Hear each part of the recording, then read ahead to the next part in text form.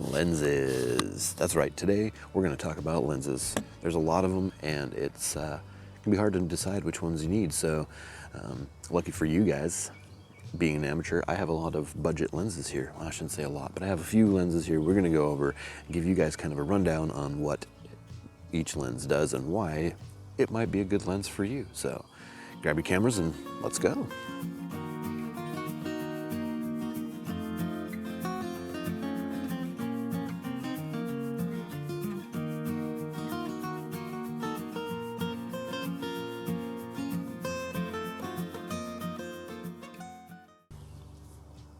So, lenses.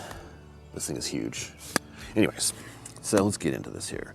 There are many different types of lenses and they all technically do the same thing, but each one has a little bit different effect on the final photo.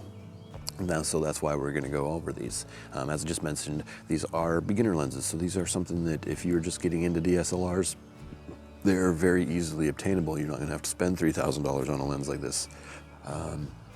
I only have one lens in here that was over $200, and we'll get into that one later. It's a little bit more of a specialty lens.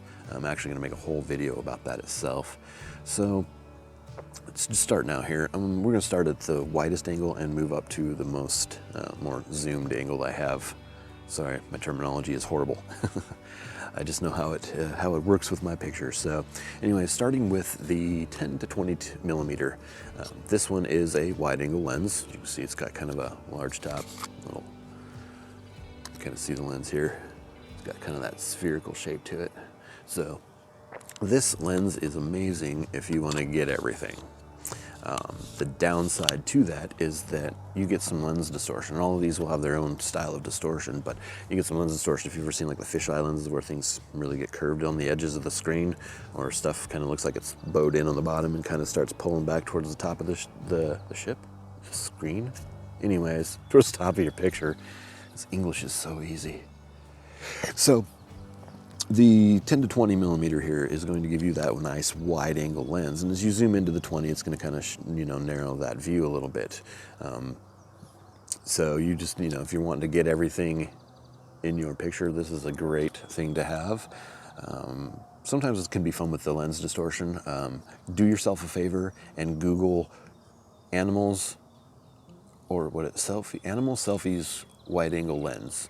Something in that category, or, variation of words. Line them up in some way on Google. It'll help you, because I apparently can't. Anyways, okay, so that's the wide angle lens. I'm gonna try and keep this short. We'll do a little bit of examples here in a second as well. Moving on to my favorite lens, actually the kit lens, the one that came with the camera. It's an 18 to 55, so it's still not quite as wide as this one, but 18 starts before 20, so this kind of overlaps a little bit. But having that there means I can get decent wide angle shots just with this handheld, walk around, just take pictures and get pretty good. But I also have zoom capabilities up to 55. The human eye technically sees around 40 to 50 millimeters if I am correct. So 35 millimeter to 50 millimeter is usually going to be your portrait lenses. They are great for a lot of other things, but they're usually going to be a portrait lens. The other great thing about this is it's lightweight.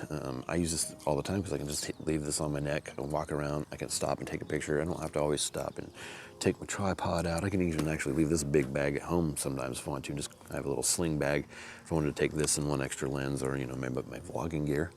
I can carry that stuff around a little bit easier, kind of run and gun. I think I actually mentioned that last week, how that's a little more my preferred style. I don't mind setting up a tripod, but the tripod, this guy, I know this is about lenses, but just real quick, this tripod, this is heavy. It's super sturdy. I think it would take an earthquake to drop it, but anyway, so, it's carrying this lens is nice and lightweight and easy to get around. The next one up, starting at 55 going to 200, is the 55 to 200. Now, to kind of step back real quick, this is a wide angle lens, this is a telephoto lens, this is just a zoom kit lens. These are all zoom, as I said, they zoom, so there is a zoom to them. If you have a prime lens, that would be like 50 millimeters, that's it.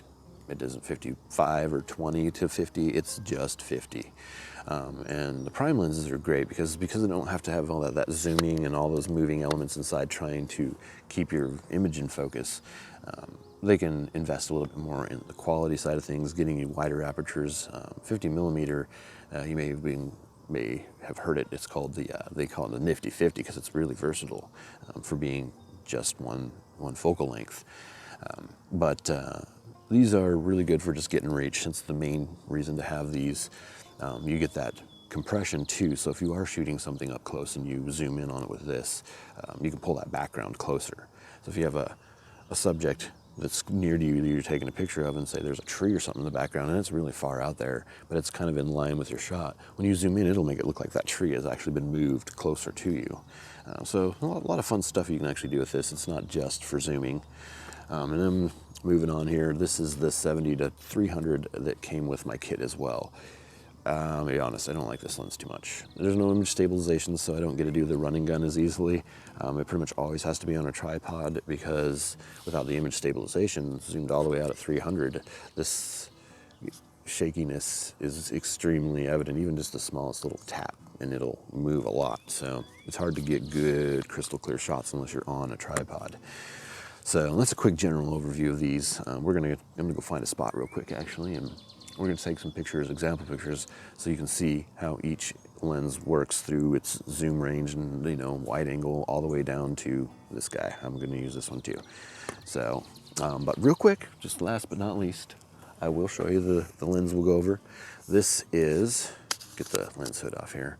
This is a macro. This is a beauty. Now, what distinguishes a macro? This is actually a prime and a macro. So it is a 100 millimeter, that's it.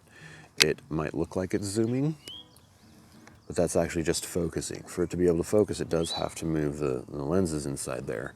And I like it, it's got a little shift gear, so if I want to put it on auto focus so that my camera can do the focusing, or I turn on manual focus so I can do the focusing. But macro means that you can focus extremely close. I'm trying to see, I believe this is one to one, or 1 inch. 1 inch?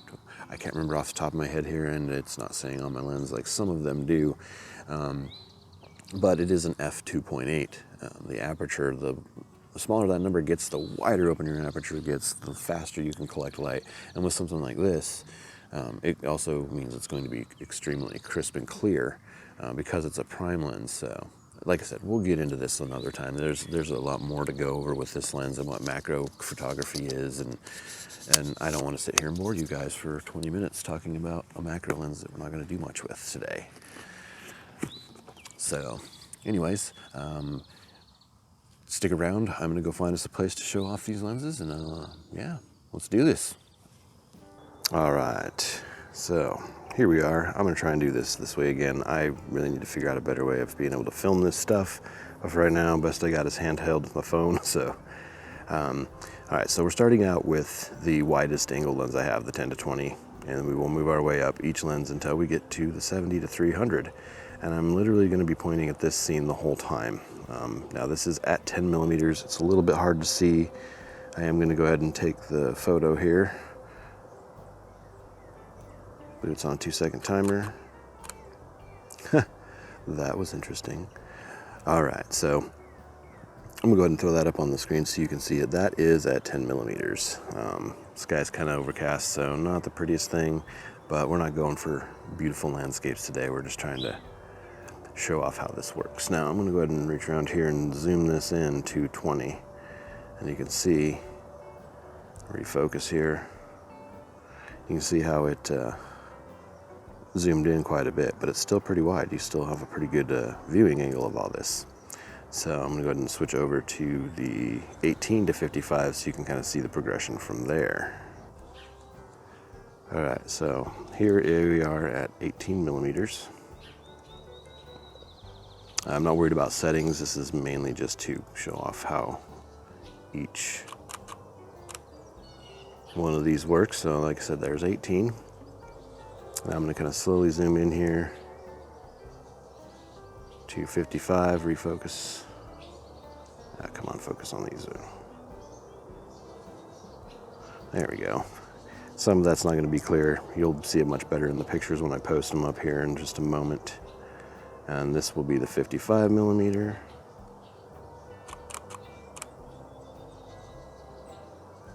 So you can see it zoomed in more. And I'm going to recompose this shot so that this guy here, that thing's in the middle, so we can zoom in closer with these next lenses. So we'll switch that here. All right, so here we are at 55 millimeters. I'm going to zoom in here slowly to 200. You can see how this affects your picture as you keep going in here. I might have to readjust the focus a bit. So go ahead and take this picture and put that up so you can see the difference. All right, and let's get to the last one, the 70 to 300. All right, so here we are with the 300 millimeter. I did set it at 200 millimeters to pick up where we left off with the last one. So let me take a picture with this one too, so you can see the difference. There is a slight difference in clarity. This lens really does not do that well with clarity. It's okay, it's usable. You'll still be able to take good pictures, but anyways, we'll gonna move here and zoom in towards 300. And that's it. Not much of a difference between the 200 and 300, but now you can see. I will go ahead and take this picture and display it up there, and then I will play each one after the other. So it'll be the 10 to 20, and it'll show a picture at 10 to 20, and then the 18 to 55, the same thing with 55 to 200, and then this one will just have the 200 to 300 range. So I'll put all those together so you can kind of see as things progress.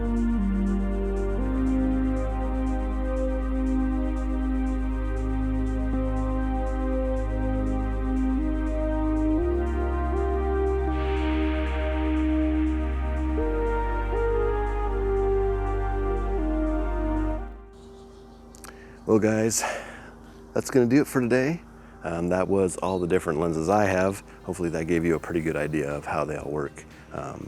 Each one has its own thing, and we can get into it a little bit more on each, all wide angle video, or a video that we do all about telephotos and stuff. So if any of that interests you, stick around, like, comment, and definitely subscribe. Also hit that little bell icon. That's a pretty new little feature that's awesome. You hit that and you'll know the minute that we take off, so that you're always ready. I upload every Monday at 5. So till then, take it easy guys.